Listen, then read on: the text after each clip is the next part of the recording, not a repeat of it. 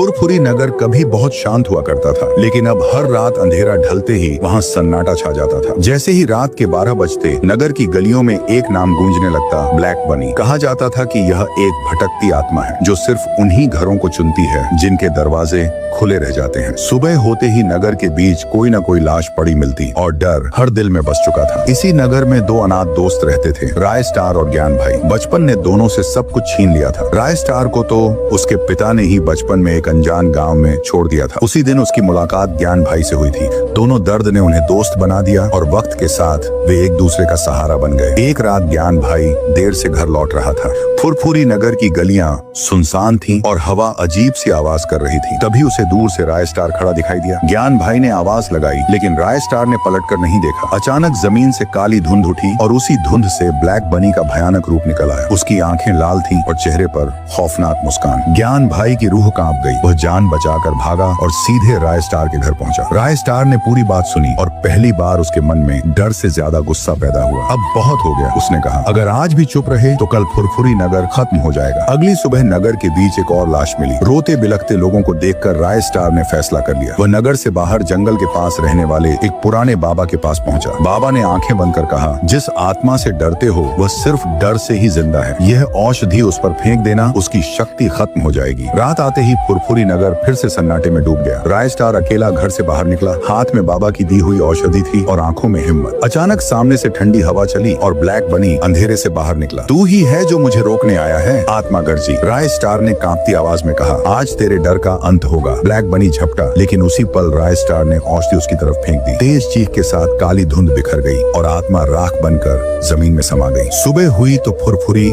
नगर की हवा बदल चुकी थी। दरवाजे खुले थे, चेहरे पर मुस्कान थी। राय स्टार और ज्ञान भाई ने पहली बार चैन की सांस ली। लेकिन नगर के लोग आज भी कहते हैं, अगर कभी रात में काली धुंध दिखे तो समझ लेना ब्लैक बनी की परछाई अभी भी कहीं न कहीं मौजूद है।